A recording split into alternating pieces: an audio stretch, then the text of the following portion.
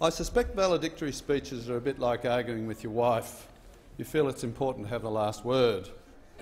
And there is also the humbling thought that if you don't sing your own praises, nobody else will. I've already given 3 speeches setting out what I regard as my achievements in this place. It's not a short list, and I don't plan to go over it again. However, I do want to mention 2 that I'm particularly proud of. One is saving the Malabar Rifle Range in Sydney for shooters. At the time I was elected, the government had lost 2 court battles in its effort to kick the shooters off, but was nonetheless engaging in a war of attrition intended to force them off. I convinced the shooters that they should agree to leave if they were provided with somewhere to go of equivalent standard. I informed Senator Cormann that the shooters would sign a lease containing that provision. I also made the point that the land could be sold for hundreds of millions of dollars if the government so decided. It helped that Senator Cormann is a very decent guy, but he is also committed to bringing the budget under control and paying off Labor's debt, so I got his attention. But the poor chap never got to first base when it came to selling the land. There are just too many big government statists on his own side. Nonetheless, he worked with me to ensure the shooters got a secure lease, which includes a provision under which the shooters will leave if they are provided with somewhere to go. So, if we ever do have a government that doesn't think owning highly valuable waterfront land is good government policy, it has a way out. From my point of view, the deal secured the future of the shooting sports in the Sydney Basin for the next 50 years. I'm very proud of that. The second is forcing the government to limit the childcare subsidy to those earning less than $350,000 a year. The government was proposing to leave it open-ended, so even those earning $1 million a year could receive a subsidy. In the interest of accuracy, I should mention that I got Senator Hinch involved too. 1 vote was not enough. And the debate was interesting. The government, Labor and my new best friend, Senator Hanson-Young of the Greens, all spoke against the amendment. Senator Hanson-Young said it was galling for a middle-aged white bloke to be deciding whether women should get childcare. But the amendment went through on the voices. Nobody wanted to go on the record as voting in favour of such an egregious example of middle-class welfare. As proof that there's more work to do, I note that I pushed a more ambitious amendment as well to reduce the childcare subsidy for those earning more than $250,000 a year. But this amendment was widely opposed. Middle-class welfare remains a huge problem in this country. I gave my first speech in this place on the 9th of July 2014.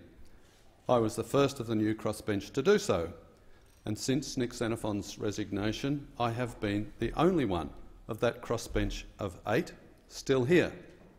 In that speech, I declared that I would never vote for a reduction in liberty or an increase in taxes. I am pleased to say I have stuck to that promise. When bills involve more spending, I don't spend time thinking about them. I simply vote against them.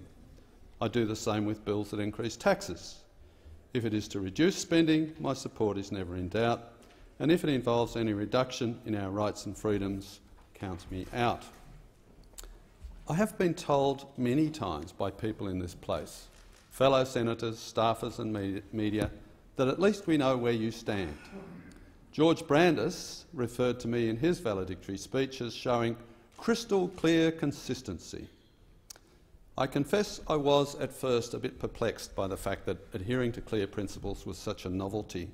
For some reason, naively perhaps, I assumed everyone had principles, and that's why they were here.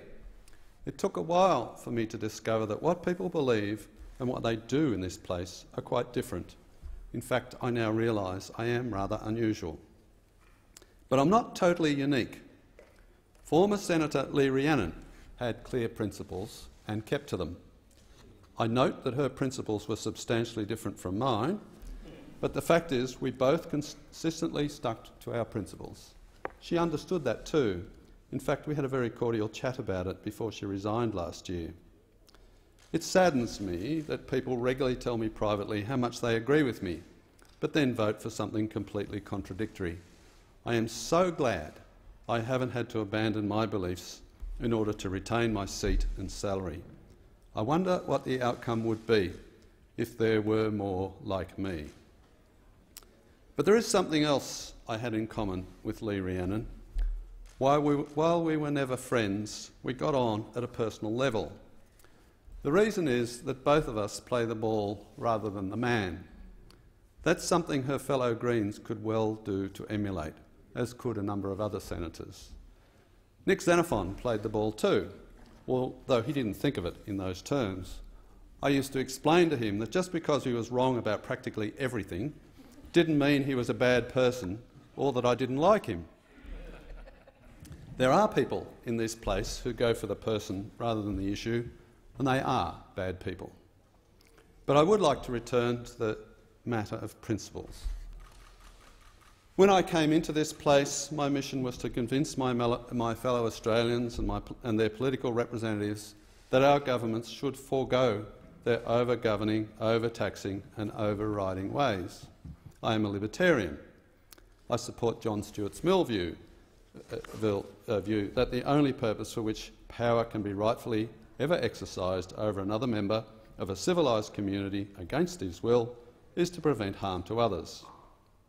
I believe governments should limit themselves to what John Locke advised so wisely more than 300 years ago, the protection of life, liberty and private property. But it's been a challenge. When I was elected, Tony Abbott was Prime Minister. Then came Malcolm Turnbull and Scott Morrison. I kept hoping there might be changes in approach. It's true, the rhetoric changed a bit and there was a bit of a difference in emphasis. But in reality, there's been no deviation from the big spending, big taxing approach to government. The idea that government can fix pretty much everything by more regulation and spending other people's money. I've had plenty to disagree with. Notwithstanding the reduction in personal income tax and the attempt to reduce company taxes, both of which I strongly supported, there have been increases in taxes. There was the GST on low-value imports, which will cost more to collect than it will raise, the increase in superannuation taxes, the major bank levy, the diverted profits tax, the huge tobacco tax increases, the reintroduction of fuel tax indexation, and the increase in the passenger movement charge, all under a Liberal government. There have also been monstrosities, such as the banking executive accountability regime, which assumes public servants know better than the banks how they should be run. There's been a flood of national security bills, which make us all less free and no more safe, access to our metadata by snoops, and most recently, the absurd idea that somehow Australia can force software companies to allow access to encrypted messages.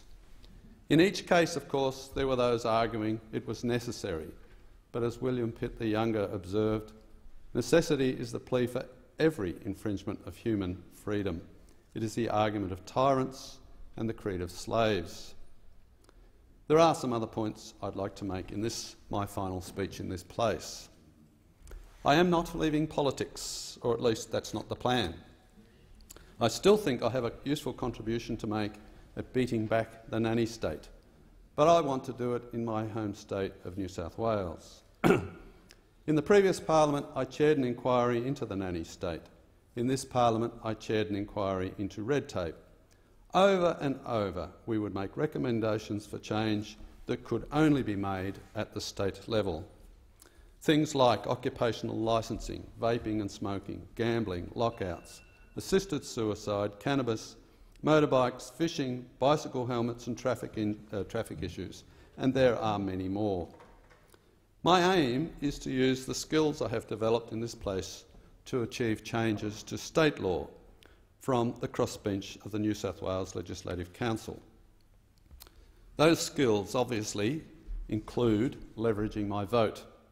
On the crossbench, we all long for the occasions when the government needs our vote on an issue and we could vote either way.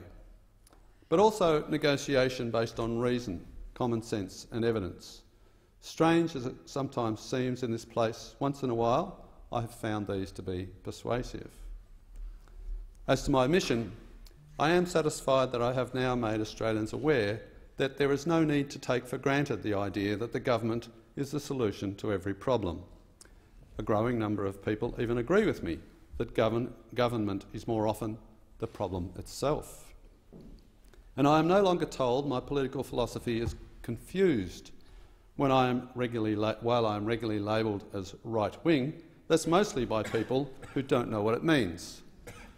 My support for same-sex marriage, for assisted suicide, for cannabis legalisation, for civil rights does not fit very well with the right-wing label. That's because libertarianism is about the freedom of the individual, not merely liberalism within certain parameters. In fact, we libertarians have a little saying: libertarians are plotting to take over the world and leave everyone alone.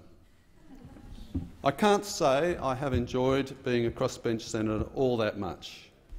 I care about the work a great deal, and it's never boring, but the sheer volume of work is horrendous, the pace ridiculous, and the frustrations endless. But I know I'm not Robinson Crusoe. I acknowledge the workload of senators beyond the crossbench, where unsung committee work can be gruelling. And I have got to know some very nice people here. The Senate staff, of course, are highly professional and courteous. Committee secretariat staff are very high quality. There's Parliament House security, some of whom are sporting shooters and who support me. Annie in the canteen and the Comcar people. I've also developed friendly relationships with some fellow senators, not just a good number of crossbench senators, but senators on the government side, such as Senators Cormann, Scullion, Cash, Canavan, Hume, Ruston and McDonald, plus senators on Labor's side, like Senators Marshall, McAllister, Moore, Farrell and Wong. In fact, I feel guilty leaving out people because in reality there are very few with whom I am not on friendly terms, and they're probably not here now anyway. I am placing my political future in the hands of the voters of New South Wales.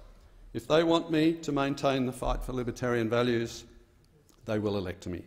If not, I'll return to the private sector and my business. I'll accept either outcome. Finally, I would like to thank those who have worked alongside me over the last 5 years: Duncan Spender and Max Rees, my loyal and hard-working senior advisors who have been on this journey with me the entire time, plus my other 4 loyal and diligent staff. It's a matter of some pride that, unlike most of my crossbench colleagues, I have never dismissed any of my staff. I'm also pretty sure that all of them will still vote for me. And last but not least, I would like to thank my wife of 35 years, Amanda.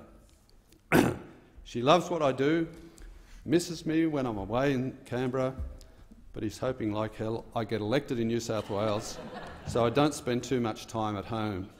Politics is not easy. Thank you.